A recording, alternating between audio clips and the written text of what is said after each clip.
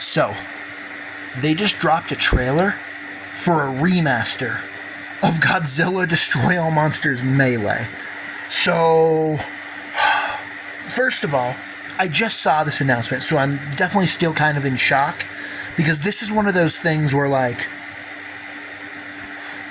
I thought that this trilogy of games was lost forever, and I also feel that this is a situation where if Melee sells, then they'll probably do the same thing for Save the Earth.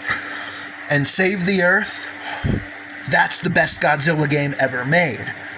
Because, you know, Save the Earth is literally, they took Melee and then they added more monsters to it. So it's, and expanded the story a little bit. So yes, Save the Earth is better than Melee. And then for Unleashed, yes, the roster got even crazier, but the problem with that game was that, one, there was so many monsters that were only on the Wii version, and playing the game with motion controls sucked.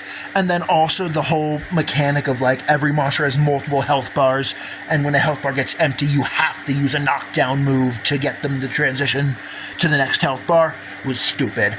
So, like, now, honestly, I haven't watched the trailer yet, but part of me is like, man, I kind of wish that they had just done Save the Earth. It's kind of like how with this is a weird parallel, I know, but like with Super Smash Brothers, it's kind of like how Nintendo should put Super Smash Brothers Melee on Nintendo Switch GameCube, but they don't need to put Smash 64 on Nintendo Switch GameCube. Now, sure, it would be cool if it was there, but if they just skipped over that shit and went straight into the second game, because the second game's better than the first, and the first isn't required to enjoy the second, then cool.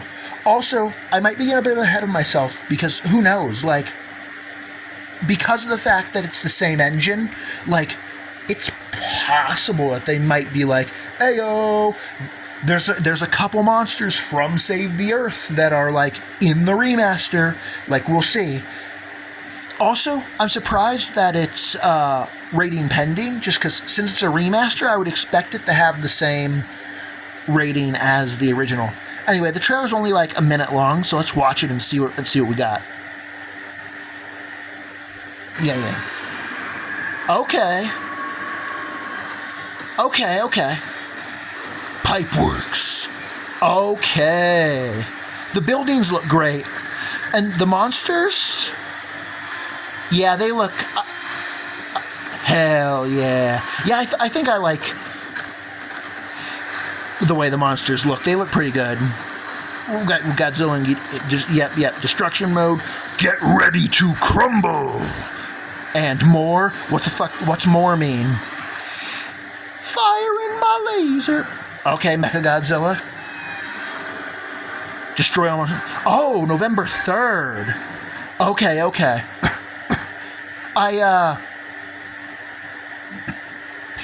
Interesting. That's cool. I'm honestly I'm glad that it's, well, I say soon, but still half a year away, motherfucker. But I'm glad that this isn't something where, like, they announced it and it's like, yeah, coming in 2027, you fuck. Let's see. Steam, Xbox SS, PS5, Switch 2. Now, obviously, I'll be playing it on PS5 because it's, you know, not a Nintendo exclusive. That's the way I do it. Because, like, if it's a Nintendo exclusive, I play it on Switch. If it's not, PS5 all the way, baby. There's a few seconds left. There probably isn't. Okay, pre-order now, even though it isn't rated. Okay. It's happening! Damn. So, yeah, I feel like that... I do think it's a little interesting that the trailer only showed Godzilla, King Ghidorah, and Mechagodzilla, which implies that even though it looks good visually and it looks very polished, I don't see any, like, frame drops or studies, that actually makes me feel like that this might be a situation of, like, this is a remaster, so the entire process of making the game is going to take a year, and when this trailer was made, they were 6 months into that process. So, like, maybe the other monsters just aren't ready to show yet. But, it would have been cool to see a little more. But also, like, for, like, a less than a 1 minute long announcement teaser trailer, like, that's just a nitpick. And I am definitely very, very excited. And I'm also curious...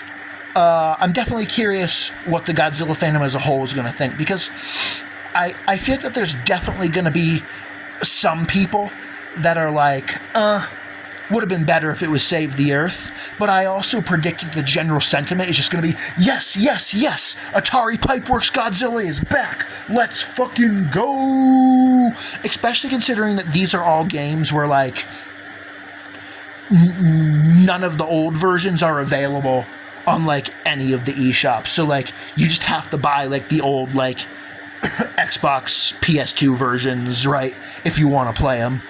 And so this is definitely also, like, really good for that reason, and I'm very excited for it. Oh, shit, yeah, but Mothra, shit.